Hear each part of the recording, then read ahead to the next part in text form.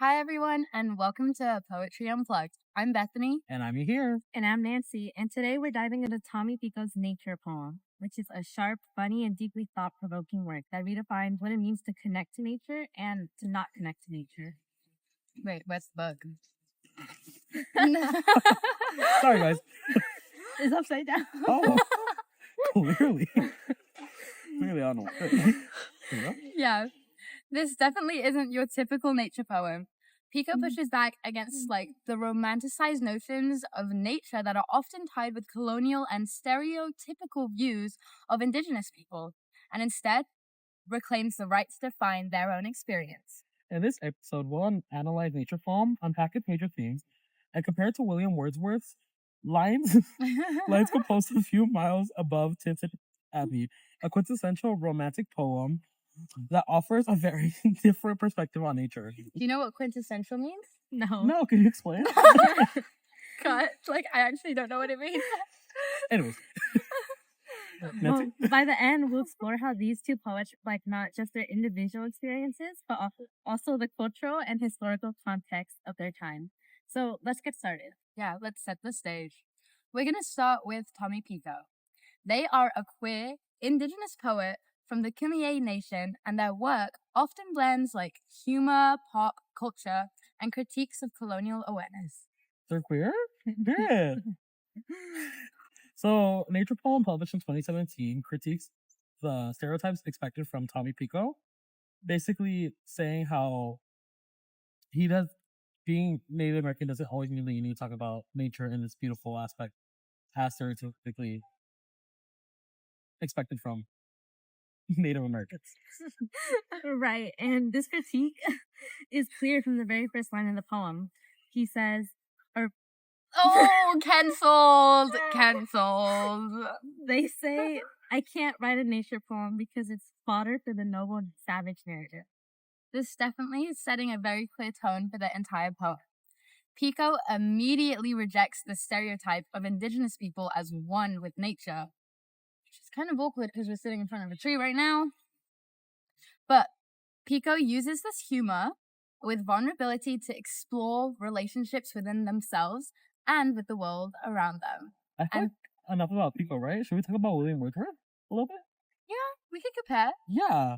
But kind of controversial topic with Wordsworth. He's a little bit of we'll say, racist. Yeah, and I feel like throughout this podcast, it'll contradict itself a lot. Definitely. Just like how we're sitting in front of a tree. Right. But to introduce Wordsworth a little bit, he's a poet from the 18th and 19th century, and he focused a lot about romantic ideals in poetry, focusing on pure and restorative and spiritual writing through his writing. Yeah, and the idea of the whole spiritualistic nature was kind of, like we said, controversial because during this time there was slavery, and so a whole topic that could lead into what Pico talks about as well is that Native Americans, they're talked about as if they don't exist anymore, and comparing a poem like this that's so strong and powerful within the sense of not wanting to have those stereotypes, it's really controversial with William because he's a racist who's writing about how nature is so restorative and spiritual, even though he's one of the people that was setting the tone for everyone to forget about what race and culture is. And this Tommy Pico, he has a different ideology about nature. Instead, he includes urban life, technology, and modern struggles, which is completely different from Wordsworth, who is romanticizing nature. And so Wordsworth in his poem Lines Composed a Few Miles Above Tintern Abbey is a perfect example of this. Wordsworth describes nature as a sacred refuge, a place where he reconnects with his higher self and finds peace. And this is what we were saying. It's a stark contrast from Pico, who doesn't see nature as an escape, or even as something that they owe allegiance to. Okay, let's dig into some passages from Nature's poem. Let's get a little bit more specific. The first one that I want to highlight comes very early on when you look at the book. Everyone wants me to write a Nature's poem. Nah, sorry. I was too busy spilling my guts out in a Taco Bell bathroom to think about the majesty of the Sierra Nevadas. I think that line in itself is also very controversial, don't you think? Yeah. Because expecting something, let's say you go to a Barnes and Noble, and you pick up a book called Nature Poem, you're expecting a nature poem, correct? Yes. Almost like Robert Frost, Nothing Gold Can Stay. Something religious, something relatable, Exactly. naturalistic. I think that line is like so amazing. Like it's period, you know? Yeah, Pico, he like rejects the expectation that they should write about majestic landscapes or Mhm. natural beauty, which is the Sierra Nevadas, even though he's kind of busy worrying about his bathroom troubles in Taco Bell. Yeah. I feel like instead he grounds his experiences in such a raw and personal way. It's so urban, don't you Yeah. think? And it's also funny, which is key to Pico's style. By making us laugh, he points out how ridiculous it is to demand that indigenous people perform a specific kind of relationship with nature. Exactly. And the passage also critiques like colonial narratives that indigenous identity is inseparable from nature. It's like Robin Kimmerer, one of the books that we were reading in class. Robin Kimmerer, she described trees as men standing tall, and Pico refuses to be boxed into that stereotype. Exactly. Let's move on to a different passage, don't you guys think? Yeah. I feel I'm gonna say this with a lot of passion. So he said this with a lot of emphasis when he said, "Nature is that motherfucker who comes into your party uninvited, drinks your beer, and gives you a rash." And I think that's so true. Yeah, you know what's funny? What? I'm allergic to grass. So nature is literally giving me a rash right now. I think it's all worth it for Tommy Pico. Honestly, this is one of my favorite lines from Tommy Pico. It completely flips the narrative about like the romantic idea of nature being serene and harmonious. I mean, for Bethany, it's gonna give her a rash later, but you know, like for Pico and Bethany, nature is chaotic, invasive, and even annoying. Wow, that's such a clever reversal, Nancy. It's real, right? Because let's be honest, nature isn't always pretty. Like in Bethany's situation, something so pretty like grass is giving her a rash. Yeah, and as I'll repeat it again, Pico shows us that nature isn't always that idolized escape. Now, we're on campus right now, so people are gonna like sit here looking at us like, wow, they're having a little picnic, enjoying like a little escape from reality. I mean, it is finals week. Yeah, but We're not. Right now, the sun is bright in our eyes. It's messy. Yeah. It's uncomfortable. Just like life itself. Period. And exactly like kind of similar to Pico's point. Why is nature so beautiful when our life itself is so messy? Yeah. Why do we romanticize nature, and who benefits from that narrative?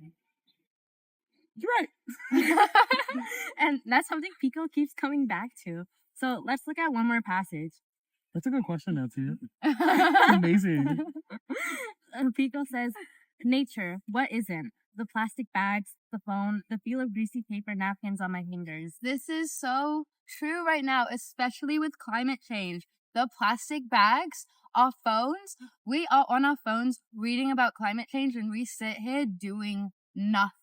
Mm-hmm. And Pico is also like expanding the definition of nature to include human-made objects, a phone, the plastic bags that are coming to nature because of us.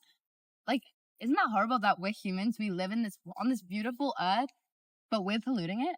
Exactly. And that's the thing, like everything's nature now, if you think about it. That laptop, it's nature. It comes from minerals. The book. Nature. It's comes nature. from this shirt of Sabrina Carpenter. Our It came from cotton, probably. Yeah. Why draw a line between the natural and the artificial? It's all a part of the same world. Wow, Bethany. That's a great quote from Pico. Tommy Pico. And that's such a modern perspective. Like, I'm glad that you gave us that perspective, Bethany. Because in a world shaped by cities, technologies, and climate change, it doesn't matter. It doesn't make sense to separate nature from everything else. Because why are we doing that? Why does nature have to be beautiful when it's realistic? Yeah, exactly. And by breaking down that divide, Pico reclaims the right to define nature and his own relationship with it. Their own relationship. And their own relationship. Apologize. I'm very sorry. Okay, let's move on. How about we compare Pico's nature poem officially to Wordsworth's lines composed a few miles above Tinton Abbey? Here is a key passage from Wordsworth. Nature never did betray the heart that loved her. So great. I love that line. Spoken from a romantic poet. Exactly. And a racist. Yeah. And that's so contradictory, right? Yes. When we're comparing somebody as real as Pico to Mhm. somebody as as Wordsworth, right? But also, listen to the quotes that we've taken from Nature's poem. Compare it to "Nature never did betray the heart that loved her." Nothing's gonna compare to It's so shitting at a Taco basic. Bell. Yeah, I know. It's so basic. It's something that you see in like every other movie. Wow, like I was betrayed. I love her. Like it's so boring. And a lot of people can argue it's a classic, but I think for Wordsworth especially, I think he sees it as a source of spiritual renewal. He sees it as a spiritual refuge and a place to escape from the industrialization of his time. okay. But as you continue and grow, right? Nature's not like that. But also where he grew up wasn't like that. A lot of people have argued that he used his poem and nature as moral guidance. And so when you do research about him, talking about the racism part, he had family who owned slaves. He had family who like it was bad. And nature isn't gonna give you a moral guidance. Nature isn't gonna help you reconnect to the person that you are, and nature isn't not gonna make you a racist. I feel like Pico does a great job in saying that we are our own person, and they worry about what they're doing, like shitting in a Taco Bell bathroom, whereas Wordsworth is worried about reconnecting with nature to make himself not a racist. Yeah, and Wordsworth, he's seeking like refuge and escape from nature, but Pico's the opposite. He doesn't think there's a need to escape. He embraces the chaos of modern life and rejects the idea that nature is inherently pure or restorative, like Wordsworth is saying. Yeah, that's a sharp contrast. Wordsworth's nature is harmonious and unchanging, while Pico's nature is dynamic, flawed, and deeply human, like the world around us. Its life is always changing. Exactly. Pico sees it. Apologies, they see it. The relationship, I think, is shaped by both history, culture, and colonialism. And while I don't know if you guys feel this as well, but I feel that Wordsworth sees nature as something above him, while Pico sees it as something with them, living as an equal. And also, I think it's ironic that we're making the mistake at misgendering them. Pico's book is about making mistakes. Pico's book is literally about being flawed. I feel like Wordsworth, he wouldn't forgive us for that. And that's such a good point. It's such a good point when like we kind of connect back to Wordsworth's like history.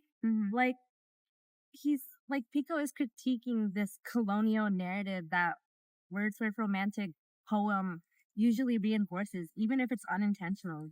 And that's what makes Nature's poems so powerful. It's not just like the rejection of traditions, it's a reimagining of what nature can mean in a more modern, urban, and deeply personal context. I think to sum it up, let's pay some honor to Pico. Yeah. Let's take this inside, shall we? Yeah, definitely. So on 1, 2, and 3, we're gonna snap our fingers and we'll be magically inside. 1, 2, 3. And here we are inside. I think this is the perfect way to honor Tommy Pico and their nature poem. Moving indoors feels symbolic, you know? I think it mirrors how Pico feels about nature. I think taking it out like the outdoors romanticizes water and like how taking out like taking out Do you want me to help you? Yeah, the romanticized outdoors and bringing it out of the romanticized wilderness and we're bringing it into a more lived personal space. Exactly. Yeah. Being inside reflects one of the central themes of nature poem, that nature isn't limited to like some pristine, untouched landscape, and it's just as much a part of urban chaos as it is of forest stillness. And for Pico, it's about rejecting the stereotypes that demand we engage with nature or identify with it in some like traditional way. Yeah. And as we've said before, Pico's nature poem, it confronts the whole colonial and romantic ideals of nature, which is why we came back inside. But much like Wordsworth's poetry, who we were talking about earlier, it's like challenging one's era and their conventions. But one saw like nature as an escape, whereas the other reclaims nature as like this messy, chaotic, inseparable from the city, and like inseparable from, you know, their own queerness and indigeneity. I cannot say that word, guys. And that reclamation is so important, you know? Pico's nature isn't about escape, it's about survival. Mm-hmm. It's about finding meaning in the spaces where marginalized people live, work, and exist. Like us. Like, exactly like us. I think UCR is such a beautiful place for minorities, you know? I'm definitely not a minority. You're Latina. She's For those who 7% Japanese. and 40% Latina. I am. I am actually. It's really No, that was your weird. mom, 25%. Yeah, I'm 25. Guys, I'm just a white European. Definitely not the minority here. But I feel like unlike Wordsworth's vision of tranquil nature that heals and soothes, Pico's nature is unapologetically urban and gritty, you know? It reflects the reality as a queer, indigenous person navigating the world, which I relate to. Being How queer. can you relate to that? Like, what's something that's like personal for you that I you think- got like from? I loved it because I think from I think I loved it because as a queer person myself, the world isn't always butterflies and rainbows, and I think you learn that while exploring the world. Mm. Like And Pico's humor brings such depth to that reality. Depth, not death. Yeah. And when Pico writes about not wanting to hike or camp because nature is trying to kill you, Oh, maybe it is death then. play on words. And like he's doing more than being They. they're being more than being funny. They're calling out the colonial narrative that frames nature as this idyllic refuge. how can you tell what she's about to say? That's so crazy. I just read minds, you know. Yeah. We're like connecting.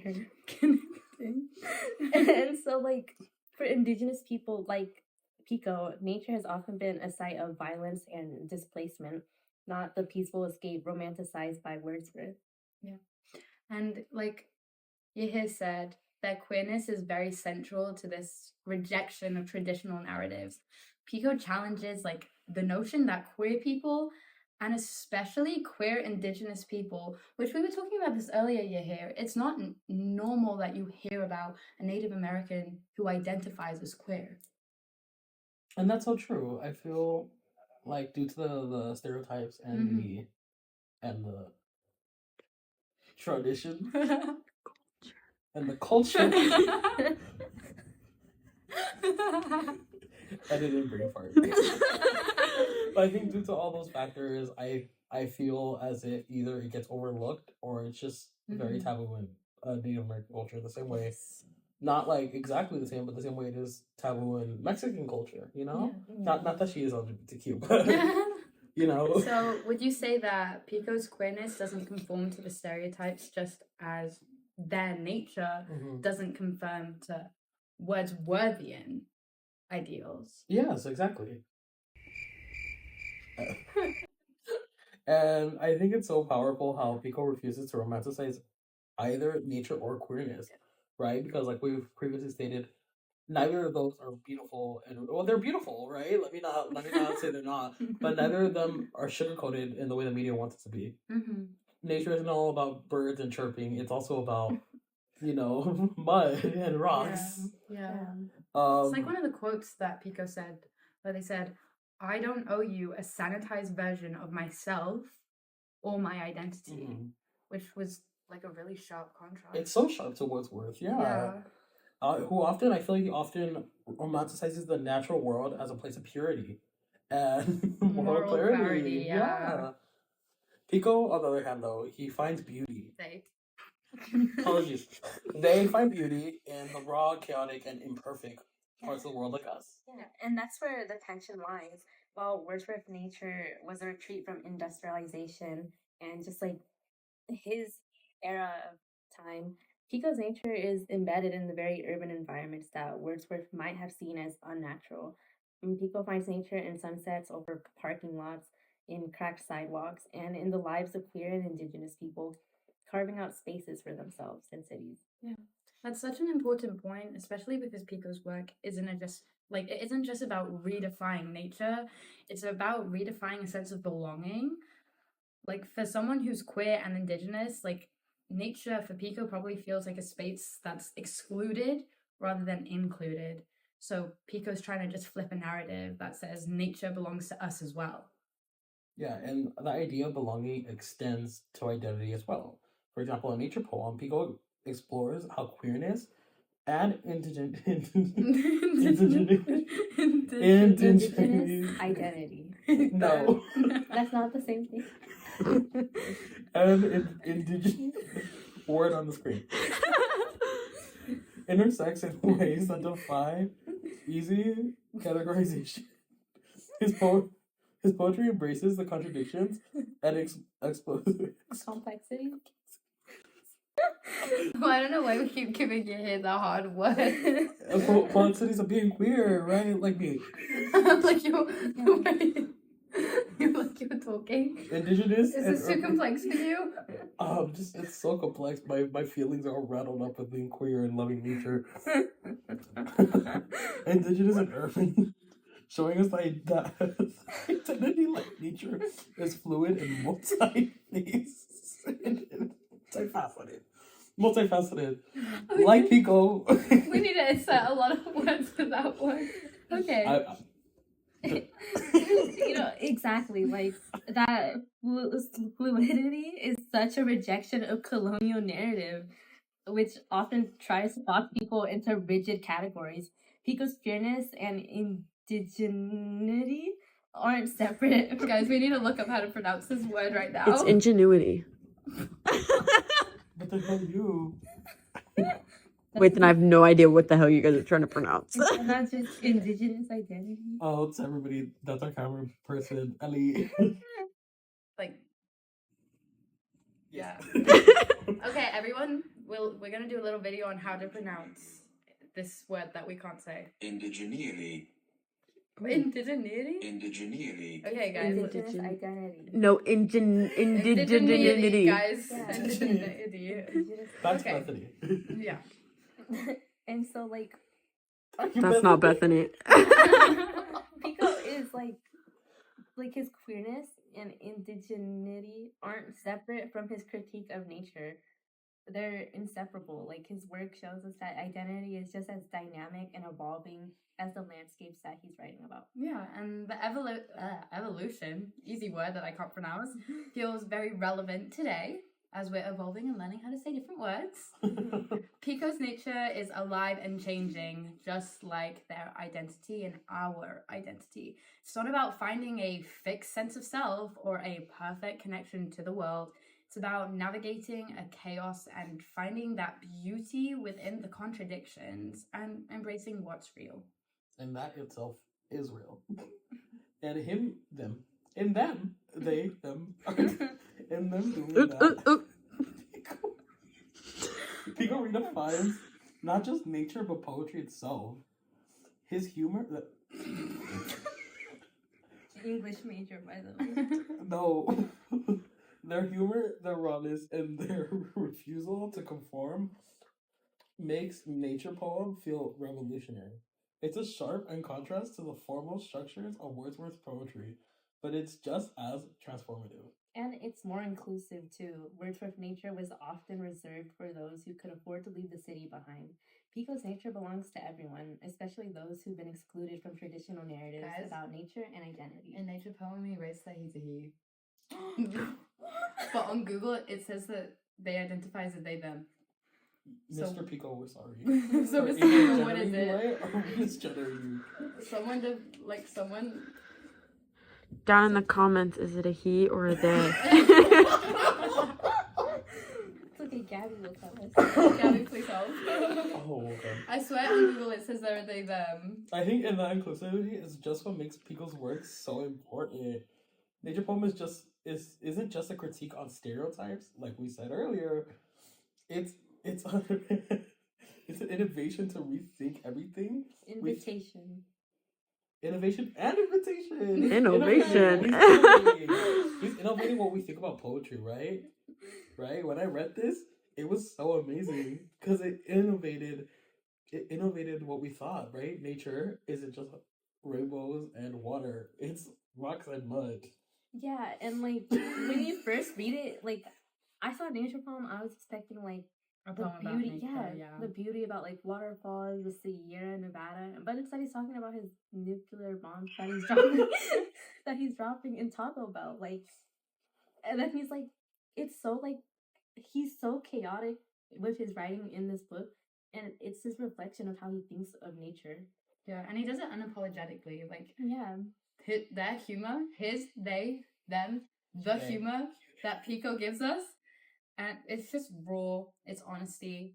It shows us that there is a power in being messy. And This, well, I just want to like say something. Like even to the end of the book, one of the last pages, the last page actually, he's still so like unhinged. yeah, He yeah. says like it's hard to be anything but pessimistic, and when you feel the world is running away on so many homepages, and Taylor Swift is an idiot.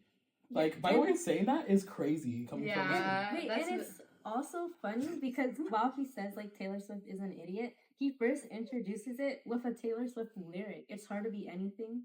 Like Yeah, this is where we this can't is have me anything. trying. Yeah. Oh, Let's go. This is where we can't have anything. That's also what makes it meaningful. You know, it's like it's not about finding perfection. It's about finding authenticity.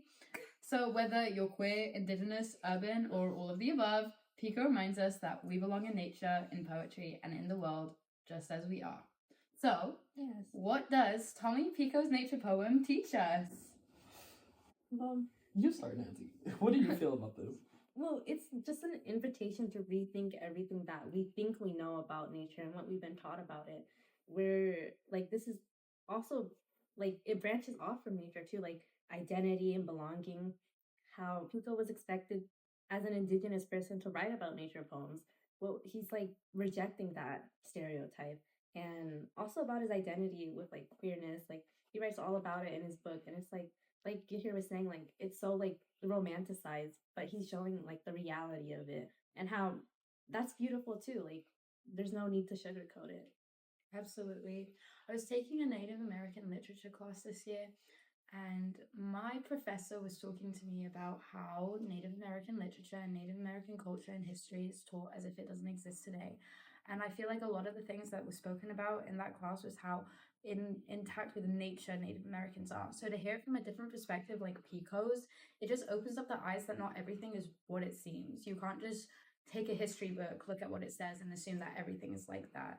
It's like a bigger perspective, and you need to look into a deeper meaning behind everything and everyone. So almost it's like, don't judge a book by its cover. You look at this nature poem, it's not really what it's about. Yeah, and I think I loved like I related to the book a lot because of his realness, but I also, when we compare it to somebody like William Wordsworth, it's so night and day because not only is their feelings about nature like polar opposites when he wrote William romanticizes it and then Tommy like doesn't hate it but he's real with it. Yeah.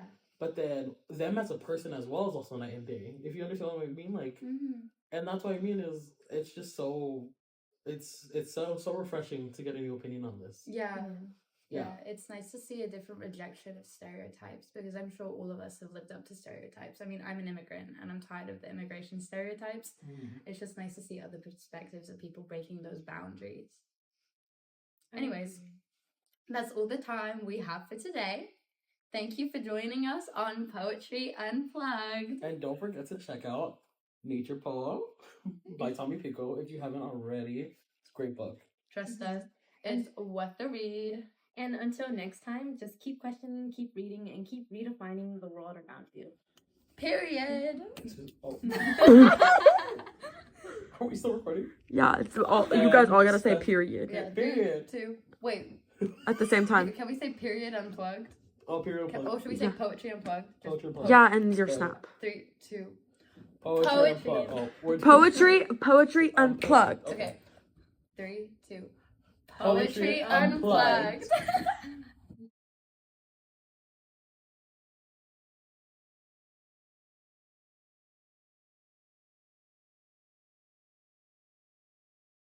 That's my message to Mr. Pico.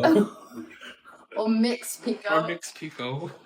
We would want to say, as a commemoration, we are sorry for either misgendering you this whole podcast, or gendering you perfectly right till the end this whole podcast. But also, your poem is about making mistakes and not everything being real. And so we're learning too about our own identities. And so thank you for allowing us to read your book, analyze your book, and learn with you.